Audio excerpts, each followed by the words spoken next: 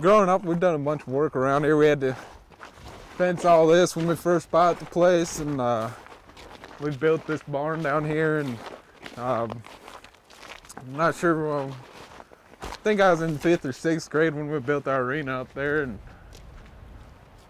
so we've done a lot around here and just to set it up kind of the way we want it, and it's been kind of nice. You know, grow up and you build something like this, it's pretty cool to live on it and be able to use everything.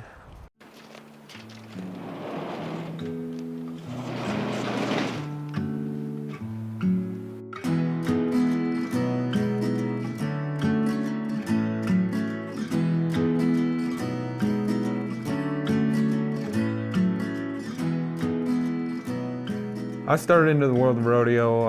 I was watching rodeo as a little kid. I had some aunt and uncles that were still college rodeoing at the time when I was younger, and then we'd always watch old tapes of my dad rodeoed in high school, so we'd watch those old tapes, and we always had horses around. And of course, watching the NFR on TV every year since we were kids really kind of was my inspiration to start rodeoing, and I just kind of always did it as a little kid. We'd ride and stuff and mess around with ropes.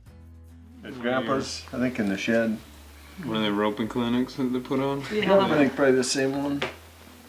That one. Already put on? Yep. Another one climbing up in the saddle. I think those bakers that have the Equimed came to one of those roping clinics at Grandpa's. That's where their kids learned to rope. Yeah, Sharon, right? Mm-hmm.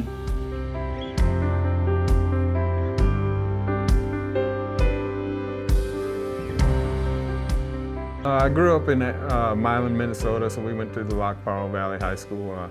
I played football, wrestled, and rodeoed. And on football, I played fullback and linebacker and stuff. And then wrestling, I wrestled 220 my last 3 years and made the state tournament 3 times. I just didn't really want to further my careers in wrestling or looked at maybe playing football, but just I saw more of a career coming in rodeo, so I decided to go to college for that. It was my 2nd year in college.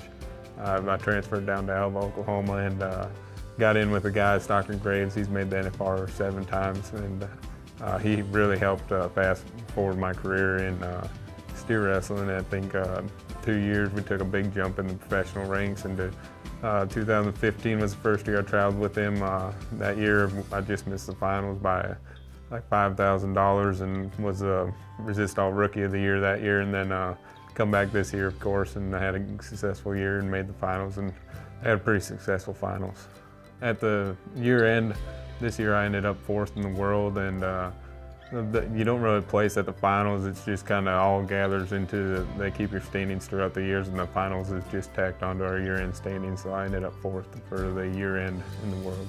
Great fin of horses last night. Steer wrestling, JD Struckness, he split the round in round number 3, outright winner in round 4. What an athlete, you know, and he's just waking up.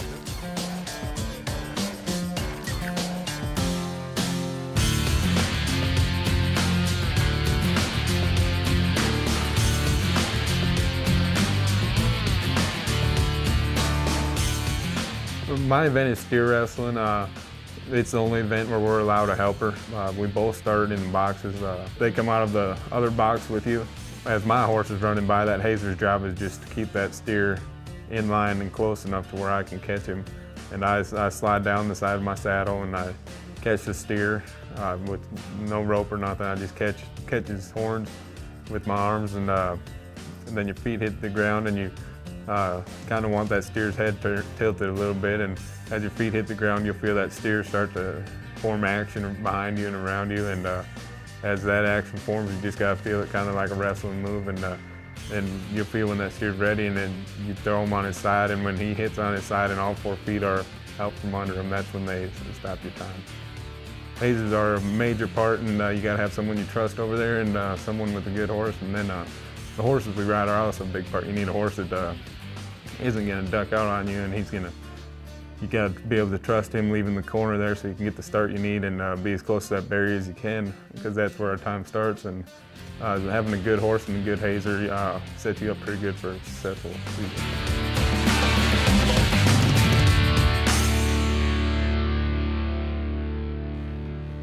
Now we got some of the saddles we've won in here. sister's college saddles and some high school saddles. Go all the way back to Dad's saddles that we have right there. Have a couple of mine in here. Family's a big part in rodeo. Of course, in high school and junior high and stuff, your family supports you totally rodeo, and they have to help provide the horses and take care of the horses. And our main practices happened here at the house. We practice at the house every day, so them taking times out of their day to do that. And you know, weekends, we were gone a lot of weekends rodeoing, so those were kind of our family vacations, you'd call it. And so they've been supportive of that decision the whole time. And that's a big part of it. You don't want anybody second guessing your decisions when you're trying to be successful and have as big a career as what we're looking into going into. Other than this, you know, you could talk about this steer wrestling one, where it kind of looks like the steer might have the advantage. It's good you don't Back in the take early most of them days. in that position anymore. Right. Laying on your back with their legs straddling you. Yeah, not very fast or efficient.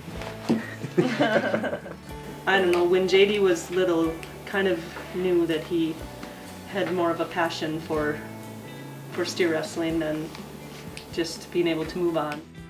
Yeah, I think it's fun. You hope for your kids to find something, not just a job, but something that they're passionate about. We're excited that he's, at this point, living his dream, and he's met just a bunch of fantastic people. It's been a lot of fun to watch. All day I faced a barren waste without the taste of water. Rodeo's been great for me so far.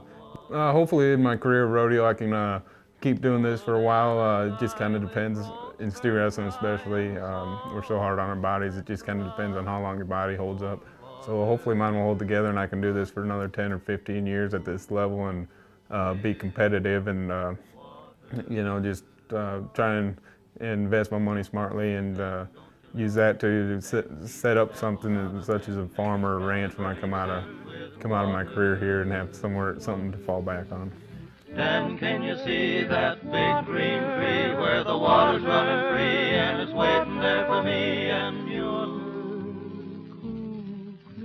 The nights are cool and I'm a fool, each star's a pool of water, cool water.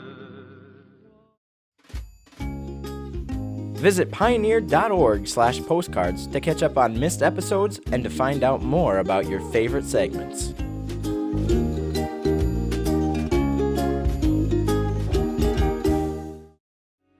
This program on Pioneer Public Television is funded by the Minnesota Arts and Cultural Heritage Fund with money from the vote of the people of Minnesota on November 4th, 2008.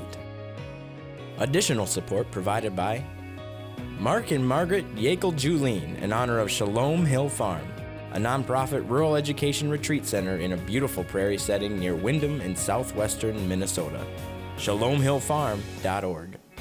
The Arrowwood Resort and Conference Center, your ideal choice for Minnesota resorts, offering luxury townhomes, 18 holes of golf, Darling Reflections Spa, Big Splash Water Park, and much more. Alexandria, Minnesota. Explore hundreds of lakes, trails, and attractions for a great vacation or a place to hold an event. ExploreAlex.com.